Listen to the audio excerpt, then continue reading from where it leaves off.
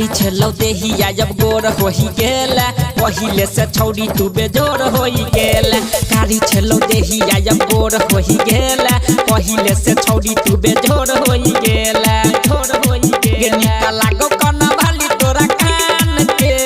गे हसिलफी तोहर झुलफी मारे छो जान गे आगे हसिलफी तोहर झुलफी मारे छो जान गे कारी छेलौ देहिया जब गोर होई गेला पहिले से छौड़ी तू बेजोर होई गेला छोर होई गेला निका लागो कना भाली तोरा कान के गे हसिलफी तोहर झुलफी मारे छो जान गे आगे हसिलफी तोहर झुलफी मारे छो जान गे गे हसिलफी तोहर झुलफी मारे छो जान गे जान गे Presented by Chopalji Music. तोहर झुलफी मारे छो जान गे जान गे हेगे कमर छेलौ पातर आबो मोटेले बाजने छौड़ी दबा कमर खेले कमर छेलौ तोहर पातर मोटेले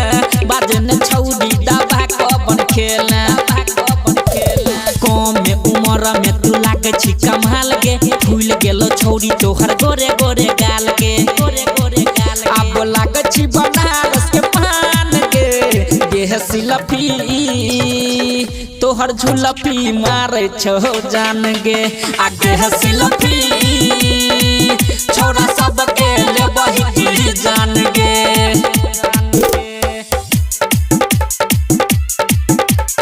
गे हसिलफी तोहर झुलफी मारे छो जान गे जान गे DJ Good Madhuwani. तोहर झुलफी मारे छो जान गे जान गे हेगे पोरे पोरे तोर बदन खिल गेलो लागैया लव के गडोज मिल गेलो पोरे पोरे तोर बदन खिल गेलो लागैया लव वाला डोज मिल गेलो